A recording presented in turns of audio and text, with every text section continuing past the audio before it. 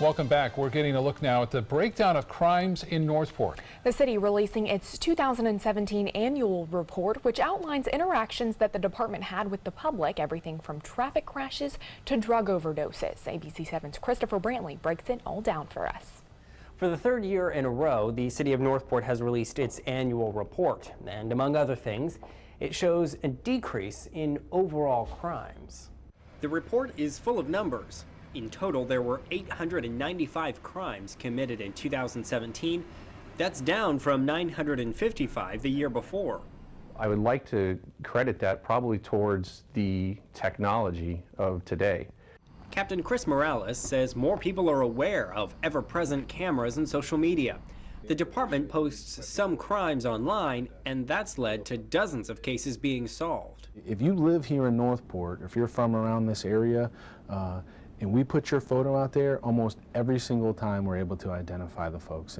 It's not all great news, though. While most crimes are down, sex crimes and aggravated assaults are up. Ag assault cases, they're really domestic related for the most part. And again, suspect to victim are usually known.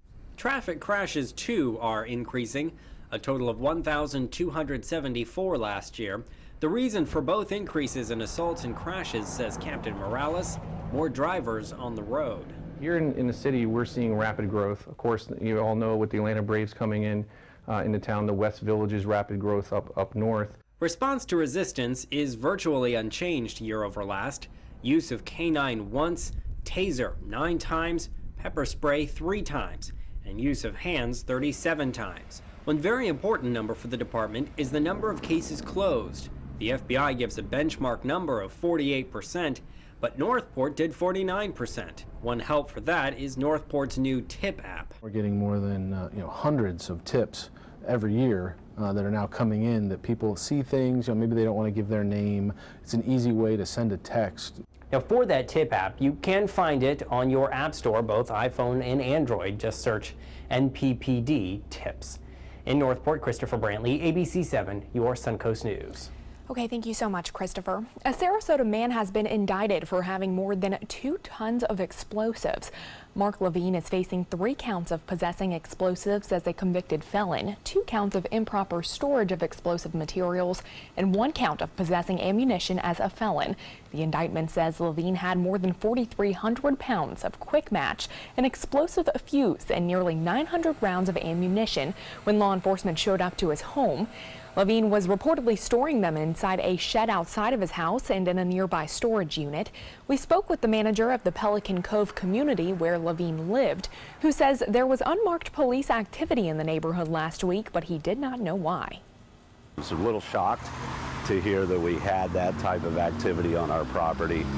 We have 731 units here in a heavily wooded 75-acre property. So, it's very private. That's one of the benefits to our owners of being here, is how private it is. But to hear that, there was some type of activity like this was a little surprising. If convicted, Levine could face 10 years in federal prison for each of the possession counts and up to 1 year for each improper storage count. A Venice man is sentenced to 330 years in federal prison after he regularly visited the Philippines as a child sex tourist. The U.S. Attorney's Office says 56-year-old David Paul Lynch traveled to the Philippines for years to have sex with children and make recordings of the abuse. FBI agents searched his home in Venice and found dozens of self-produced images and videos of child porn from his trips. Lynch was found guilty of traveling to engage in illicit sexual conduct and for possessing, receiving, and producing child pornography. And a Sarasota man is charged with child porn possession after police found thousands of images and videos in his home. Sarasota police say 54-year-old Unor User was downloading child porn images through the internet. Police say they found the images and videos specifically labeled and organized into folders on a hard drive inside his home. User is charged with 11 counts of possession of child porn and is currently being held on $165,000 bond. A follow-up now to a story we've been following in Venice. The city and Sarasota County have reached a preliminary agreement to keep Wellfield Park open. That park is owned by Venice but maintained by Sarasota County. Late last year, county officials sent a letter expressing interest in terminating that agreement in lieu of another one. The agreement would give control of Wellfield Park to Sarasota County while giving some smaller county parks to the city of Venice. Both Sarasota County Commissioners and Venice City Council members will have a chance to discuss this agreement in a joint meeting that is happening next Wednesday. Due to a sanitary sewer leak, a no-swim advisory has been issued for the Palmasola Beach South access in Manatee County. The amount of wastewater spilled is currently unknown, and city engineers plan on testing that water once the repairs have been completed. Palmasola South is located on the south side of the causeway. A no-swim advisory means that water contact may pose an increased risk of infectious diseases. Time now to get another check on our weather as the weekend has just about arrived for most people here on the Suncoast. Let's get a check now with Chief Meteorologist Bob Harrigan. Good afternoon, everyone. And checking from FWC, the report for red tide has come in this afternoon for the coastal waters here along the west coast of Florida. Looking good. No reports of any kind of red tide detected in Manatee or Sarasota County waters. Some in Lee County. They're into the low to moderate category down south off of Fort Myers and Sanibel, but not as strong as it once was last week. So things are looking good on the water here in Sarasota Bay. Near the Ringling Bridge, you can see some boaters out there, sailboats occasionally going on by as well. Water conditions really quite nice as far as boating is concerned for this weekend. We're expecting seas to stay less than 2 feet in most cases. 79 degrees right now, and that west breeze at 8 miles an hour. The pressure 30.24 inches, and the Titan radar does depict occasionally an isolated shower earlier today, kind of pushing on through. Most areas staying dry, and we're not expecting any kind of measurable precipitation due to the very dry air in the mid to upper levels of the atmosphere. Looks like that will stick around too through the weekend. More on your weekend weather coming up in just a few minutes. Back to you. Okay, thank you so much, Bob. Sarasota's Ed Smith Stadium, the spring home of the Baltimore Orioles, winning top honors among spring training fans. USA Today using Review Trackers, a Chicago data firm, to conduct a study of the 23 stadiums used for spring training. It analyzed the comments in 36,000 online reviews and found that Ed Smith is the most liked venue when it comes to exhibition games. That includes stadiums here in Florida and in Arizona. Bradenton's Lecom Park, spring home of the Pirates, came in third. The Orioles began their 9th year playing spring baseball at Ed Smith Stadium today. The O's hosting the Tampa Bay Rays, who traveled up to the game from their spring home in Port Charlotte. The team has more than a dozen home games between now and the end of March. The next game tomorrow night at home against the Minnesota Twins. We talked to one fan from Philadelphia who was making his first visit to the stadium. This is an incredible facility. The organization's put a lot of money into it, and it shows. We're having a ball. We got sun and clouds. What more could you ask for on a hot day? And the crab cake sandwich is phenomenal. So go Orioles. And as a tribute to the shooting victims from Stoneman Douglas High School in Broward County, all Major League teams wore the baseball team's hats for today's games. Those hats will be auctioned off online, and all the proceeds will go to the Broward Education Fund. Happening this weekend, the Rabonia Mardi Gras Parade, a big event in a small community that draws in thousands across the Suncoast. The parade began in 1980 as a birthday celebration for a Rabonia resident, and now decades later it's become a massive event with a parade that includes the Anna Maria Island Privateers, amateur clowns, and much more. That event spreads through the neighborhood with street entertainers, food vendors, and live music. That parade starts at noon on Bayshore Road, and the festivities continue until 6 p.m. at the Rabonia Community Center. A Rabonia tradition. Still to come on your Suncoast News. Why experts say home sales are at a record low. Stay with us. We'll be right back. Motor Trend said the new Alfa Romeo Giulia is hands down the best sports sedan you can buy today, and named it the 2018 Motor Trend Car of the Year. Rediscover your passion for driving at Sunset Alfa Romeo of Sarasota. If you're looking for the perfect trip that allows you to spend quality time with the family, then discover the great outdoors on an Alabama Black Belt adventure. Create unforgettable memories while hunting, fishing, or biking and hiking. Or play the Robert Trent Jones Golf Trail, now celebrating 25 years. And while you're here, enjoy the flavors of the Black Belt. Book your adventure at our lodges or stay in the Renaissance Montgomery Hotel and Spa. Start planning an Alabama Black Belt adventure today. For the last decade, S&S Motorsports of Sarasota has built custom high-performance vehicles for demanding clients worldwide. They're now bringing their 50-plus years of combined build expertise to the parts business. SRQ Performance Parts is your one-stop shop for all your performance parts and accessories.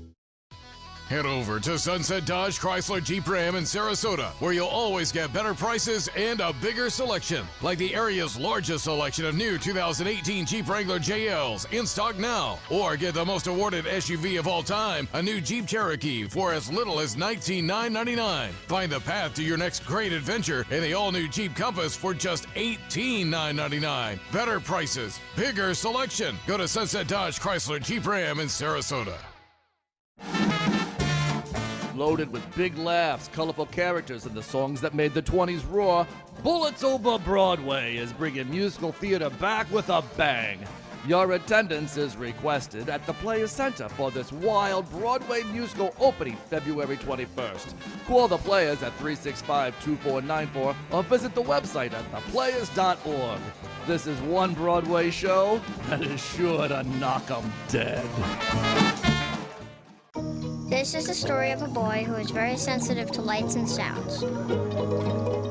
So he built secret hiding places where nothing could get in. The boy didn't like looking people in the eye. It made him feel uncomfortable. One day, he found out he had something called autism. His family got him help, and slowly, he learned how to live with it better. Early intervention can make a lifetime of difference. Learn the signs at autismspeaks.org. Here's today's job of the day. ABC7 is seeking an account executive to join our winning sales team. This is an outside sales position covering the Tampa DMA. Visit mysuncoast.com/job of the day to apply. When evaluating the Alfa Romeo Stelvio, Car and Driver magazine said every crossover should be this good to drive. We agree. Rediscover your passion for driving at Alfa Romeo of Sarasota. Now your ABC7 First Alert weather forecast with Chief Meteorologist Bob Harrigan. Well, it kicks it off. Spring training has started. Norm Schimmel playing ball. That's right, Norm.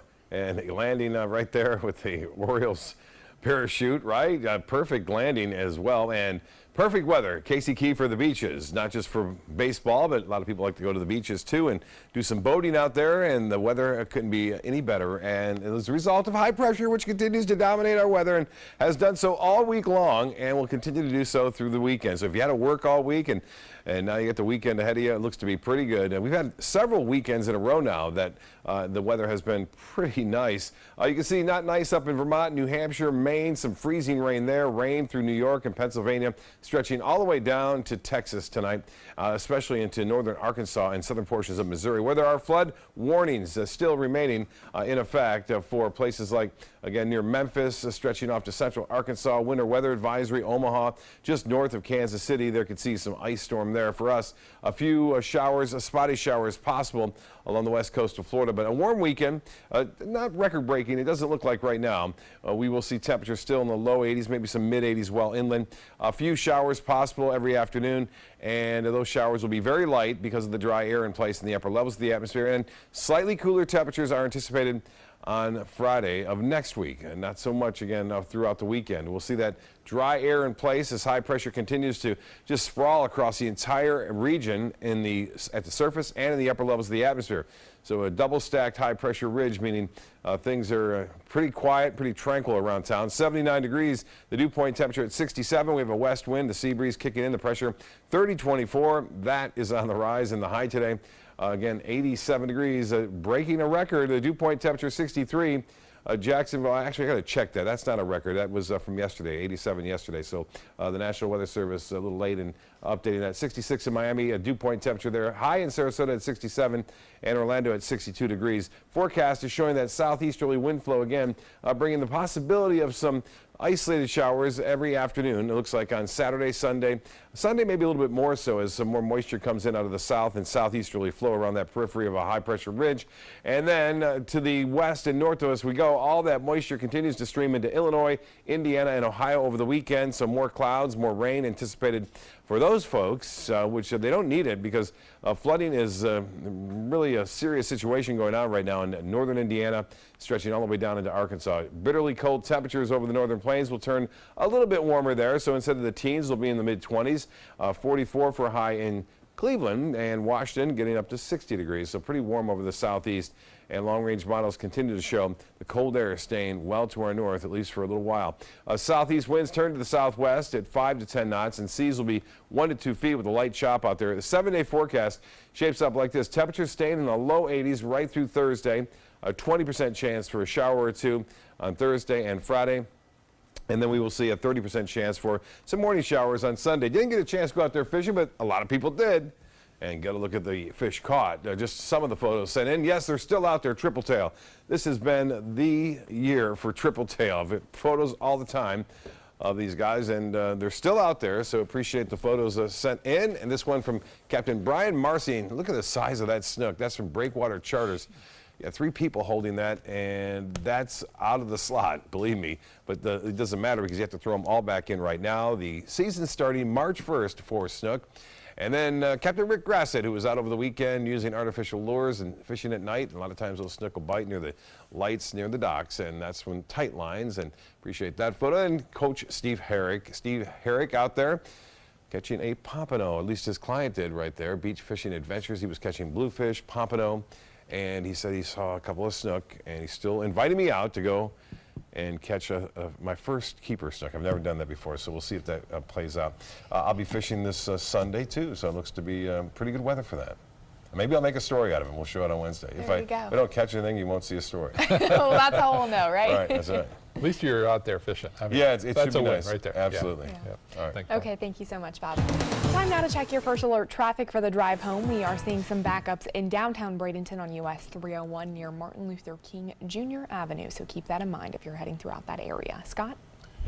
Jacqueline, in Consumer News, the clock is ticking if you had a flexible spending account for healthcare last year. March 15th marks the end of the FSA grace period offered by many employers. That means you have just a few weeks to spend any money you may have remaining in the account. If you don't spend it, you'll be at the risk of forfeiting that money.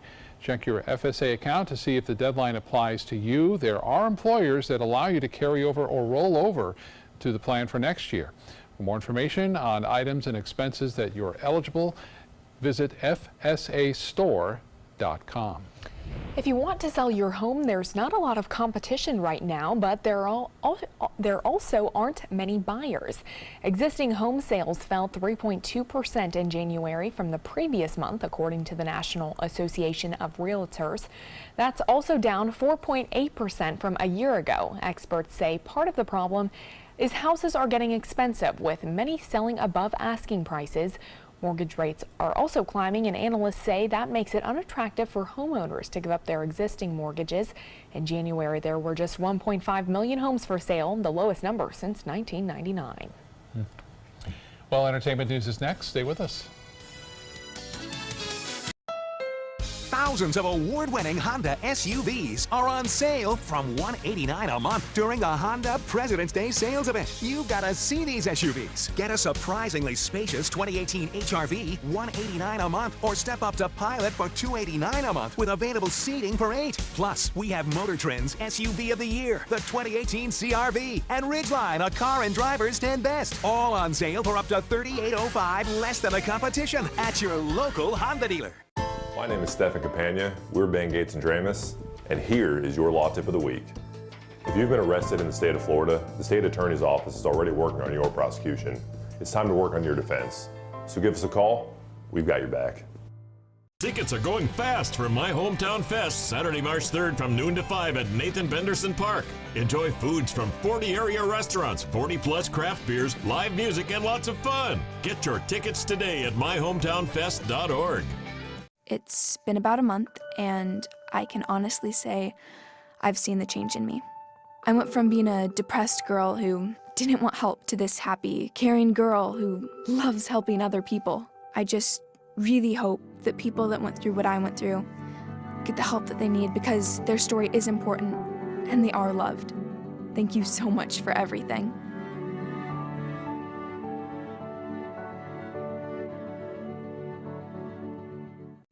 Hi, I'm Janelle Hale, founder and CEO of the National Breast Cancer Foundation. No one should face breast cancer alone. When I was diagnosed 36 years ago, there was no internet, and I had to make a decision with little information. Early detection saved my life. It could save yours too. To learn what every woman needs to know about breast cancer, visit nbcf.org/hope.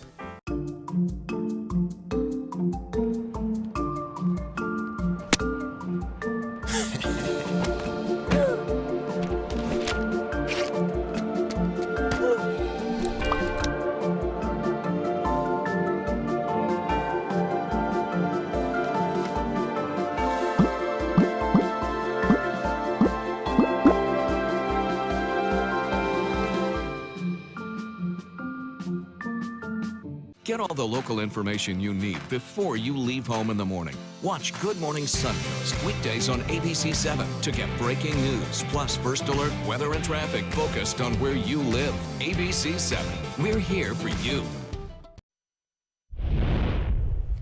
Quincy Jones is apologizing for a controversial interview, and Black Panther hits another major milestone. For the latest on what's happening in Hollywood, here's ABC's Jason Nathanson. Quincy Jones is apologizing for that jaw-dropping interview he gave to Vulture a couple of weeks ago. Among the bombshells, Richard Pryor and Marlon Brando slept together, and Michael Jackson stole songs. He says his family and friends called him out after the interview, sat him down, and showed him he was out of line to talk so publicly about private things. He says sorry, and at 85 years old, he's still learning from his mistakes. Thursday was a pretty big day for Tiffany Haddish. She met Oprah. That's her being surprised on The Ellen Show, and it was also announced that Haddish will be hosting the MTV Movie and TV Awards this June. Speaking of hosting, comedian, Daily Show contributor, and upcoming Netflix talk show host Michelle Wolf will be hosting the White House Correspondents' Dinner this year. No word yet if the president will attend. Another major milestone for Black Panther. The Marvel movie crossed the $500 million mark Thursday at the worldwide box office, did it in just 9 days. Black Panther will rule for a second straight weekend at the box office, where it could bring in another $100 million or so. 3 new movies opening this weekend: the action comedy Game Night, the sci-fi epic Annihilation, and the teen drama Every Day. Game Night is expected to earn the most of the new bunch. And that's what's happening in Hollywood. I'm Jason Nathanson, ABC News, Los Angeles. Harvey Weinstein has apologized to Meryl Streep and Jennifer Lawrence after his lawyers cited them in asking a court to dismiss a sexual misconduct lawsuit. Weinstein's attorney said that Streep had previously said Weinstein was not inappropriate with her, and said Lawrence told Oprah Winfrey that Weinstein had always been nice to her. Streep called the citation of her remarks pathetic and exploitive. Lawrence said Weinstein's attorneys took her previous remarks out of context, and that she stands behind all the women who have survived his terrible abuse. Bernadette Peters has officially began her run as leading lady in Broadway's Hello, Dolly. Peters is following one tough act, though. Actress and singer Bette Midler won a Tony for her role in that musical. During Midler's run, weekly grosses peaked at around $2.5 million. Since Peters took over from Midler about a month ago, the numbers have been about half of that. Nevertheless, some analysts say Peters is still doing well in a typically slow period for ticket sales, and that most Dolly houses remain at near capacity. Disney's Frozen has finally made its way from the big screen to the Broadway stage. Previews for Frozen the Musical began Thursday. The Oscar-winning 2013 film was adapted into a 2-hour-plus stage work that expands upon the original story and doubles the amount of music, including 12 new songs. The official performances begin March 22nd. A lot of kids are going to be wanting to go to that one. I was thinking the same thing. A lot of the little kids waiting for that to come out. And 12 new songs. That'll be great, too. Yeah. Well, stay with us. We'll be right back with more news and weather.